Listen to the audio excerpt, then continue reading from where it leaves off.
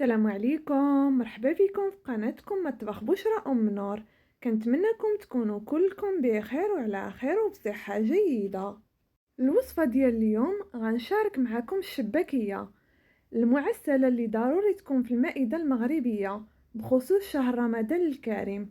غنحضرها معكم بطريقه سهله ومبسطه، وغنتقاسم معكم اسهل واسرع طريقه ديال التشباك وكيفاش تجيكم الشباكيه ديالكم معلكه هشيشه وشربه العسل. واخا تكوني يا لاله اول مره تحضريها، غير تبعي معايا الفيديو من الاول حتى الاخر وكوني اكيده غادي تنجح معك من اول تجربه.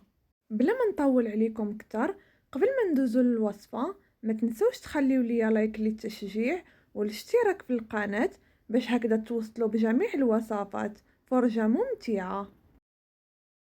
بالنسبة للمكونات اللي غادي نحتاجو لتحضير الشباكية، عندي هنايا كيلو ديال الدقيق يكون من النوعية الجيدة اللي سبق لي غربلته، 150 غرام ديال الجنجلان اللي سخنته شوية في المقلة وطحنته مزيان حتى رجع على هذا الشكل. بالنسبة للوز عندي 150 غرام طحنته بالقشور ديالو، خليته كيف ما هو بلا ما حمرته، طحنته مزيان حتى رجع بودرة على هذا الشكل. عندي هنا 3 ديال الملاعق كبار ديال النافع و3 ديال الملاعق كبار ديال حبة حلاوة اللي سبق لي سخنتهم في المقلة وطحنتهم حتى هما مزيان، ملعقة كبيرة ديال القرفة، 4 غرام ديال خميرة الحلويات، نص ملعقة صغيرة ديال الملح، شوية ديال الزعفران شعرة. عندي هنا 200 مليلتر ديال الماء، 150 مليلتر ديال زيت نباتية، 150 مليلتر ديال ماء الزهر، ربع كاس ديال الخل، كاس ديال الزبدة مذوبة. بسم الله. اول حاجه غادي نبدا بها، وضعت الدقيق في العجانه اللي سبق لي غربلته، وانتم لكم الاختيار، تقدروا تعجنوها حتى بيدكم، ماشي ضروري العجانه. نفس النتيجه. هنا كيف ما كتشاهدوا معايا خديت كاس ديال الماء زهر، غادي نوضع فيه زعفران شعره ونخليه حتى يطلق مزيان، غادي نوضعه جانبا وندوزو لباقي المكونات. غادي نضيف على الدقيق 150 غرام ديال الجنجلان مطحون مزيان، غنضيف عليهم 150 غرام ديال اللوز مطحون ومغربل، 3 ديال الملاعق كبار ديال النافع، 3 ديال الملاعق كبار ديال حبة حلاوة ملي طحنوهم ضروري تغربلوهم باش ما يقطعوش ليكم العجينة، نص ملعقة صغيرة ديال الملح، 4 غرام ديال خميرة الحلويات، ملعقة كبيرة ديال القرفة. غادي نخلط الكل جيدا، ومن بعد غادي نضيف عليهم ربع كاس ديال الخل، كاس ديال زيت نباتيه، كاس ديال الزبده مذوبه، وغادي نصفي هنايا ما زهر اللي وضعت فيه الزعفران شعره من قبل. صافي. وفي هاد الاثناء غادي نوضع الخليط ديالي يتعجن. الخليط ديالي كيف ما كتشاهدوا معايا وضعته يتعجن، غادي نخليه واحد 5 ديال الدقائق حتى يرجع مرمل على هاد الشكل. من بعد ما تخلطوا المكونات جيدا ونتجموا مع بعض، غادي نبدا نضيف الماء شويه بشويه وانا كنعجن، وفي الاخير غادي نقول لكم بالضبط شحال الكميه ديال الماء اللي عجنت بها الشباكيه. هذا هو القوام اللي خصكم تحصلوا عليه، ما تكونش العجينه خفيفه بزاف باش الشباكيه ديالكم تجيكم هشيشه. غادي نجمع العجينه ديالي، هذا هو القوام ديالها، ما كتجيش خفيفه بزاف. بالنسبه للكميه ديال الماء اللي عجنت بها الشباكيه بالضبط 150 مليلتر، بقى لي هاد الشويه اللي كتشاهدوا معايا. غادي نقسم العجينه ديالي هنايا على 5 ديال القطع تكون كبيره، غادي نحاول نشكلهم على شكل كرات باش يسهلوا عليا الخدمه. غادي نبقى مستمره بنفس الطريقه حتى نكمل العجينه اللي عندي كامله. غادي نوضع القطع ديال العجينه اللي شكلت في بلاستيك غذائي ونحاول نغلق عليهم مزيان باش ما يدخلش ليهم الهواء، ونخلي العجينه ديالي ترتاح واحد شويه. من بعد ما ارتاحت الشباكيه خديت هنايا المدلك وغادي نبدا نطلقها على هذا الشكل كيف ما كتشاهدوا معايا في الصوره. هاد الطريقه اللي كنخدم معاكم بها غادي تسهل عليكم الخدمه، وفي نفس الوقت غادي تجيب لكم الشباكيه ديالكم مورقه مجعبه من الداخل هشيشه وما غاديش تجيكم معجنه. غادي نبقى مستمره بنفس الطريقه حتى نكمل الكميه ديال العجينه اللي عندي كامله، وفي الاخر كل قطعة ديال العجينة غادي نقسم على 3 ديال القطع باش غادي ندوزوها في الآلة اللي كتورق لنا العجينة. من بعد ما شكلت العجينة ديالي كاملة، دابا غادي ندوزو باش نقسمو كل قطعة على 3 ديال القطع.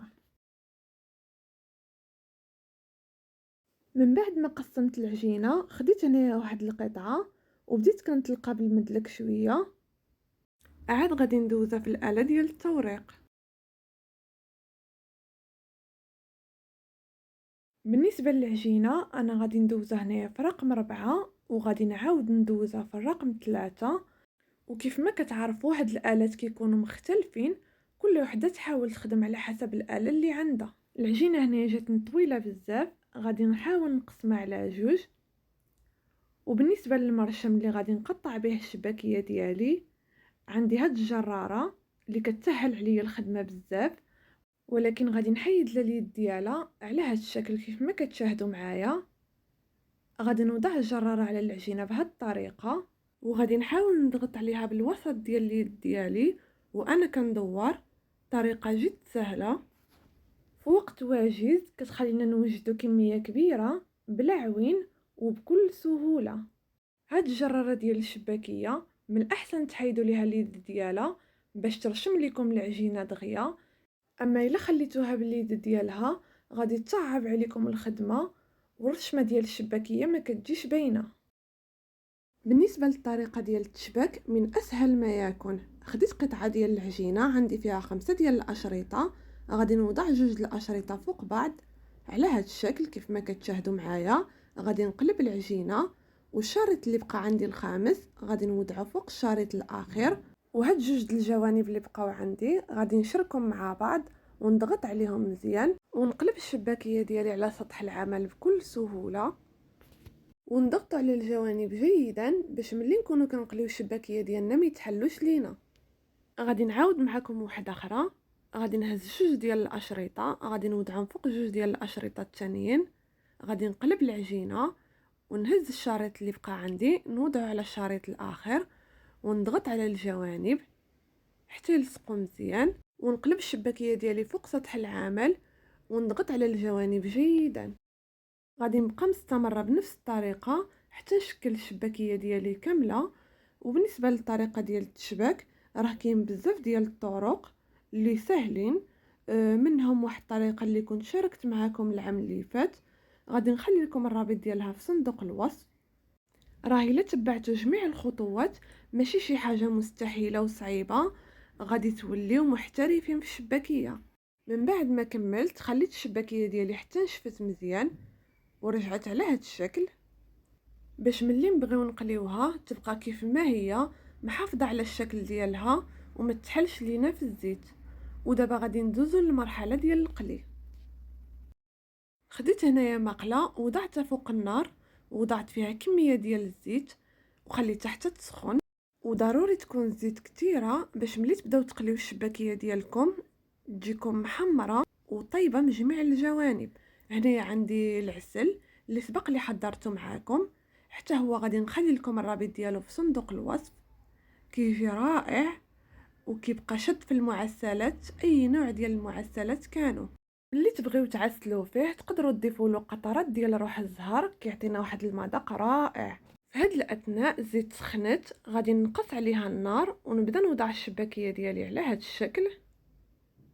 غادي نخلي الشباكيه ديالي تقلى على نار تكون متوسطه، ما تكونش مجهده بزاف.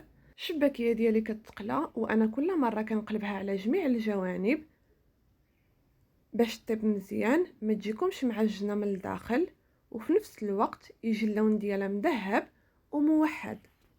من بعد ما تقلات غادي نصفيها مزيان من الزيت ومباشره غادي نوضعها في العسل وهي سخونه باش تشرب العسل مزيان وتجينا معلكه من الداخل.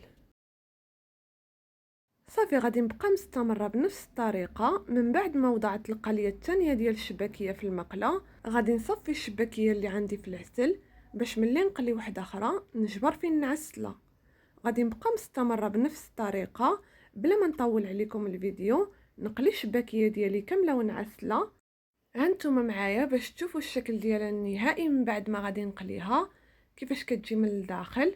واللي وصلت معايا حتى لهاد المرحله في الفيديو ما تنسوش تخليوا لي لايك باش تزيدوا تشجعوني نشارك معكم احسن والذ الوصفات. والناس اللي اول مره كينضموا للقناه كنقول لكم مرحبا والف مرحبا، كندعوكم للاشتراك وما تنسوش تفعلوا زر الجرس باش توصلوا دائما بالجديد. من بعد ما قليت الشباكيه وعسلتها كامله غادي نزينها بشويه ديال اللوز ايفيلي، وانتم لكم الاختيار، تقدروا تزينوها حتى بالجنجلان، كتجي من اروع ما يمكن تحضري لوليداتك ولضيافك في هذا رمضان. وكلمسه اخيره غادي نرش عليها شويه ديال الورد يابس، غادي يزيدها جماليه اكثر. اما المذاق ما نعاودش ليكم عليه، كتجي لذيذه معلكه هشيشه وشربه العسل، شباكيه ديال تحمرة الوجه ما تشبعوش منها. ما بقى لي غير نودعكم، كنشكركم على حسن المتابعه، دمتم اوفياء، الى فيديو جديد ووصفه جديده ان شاء الله.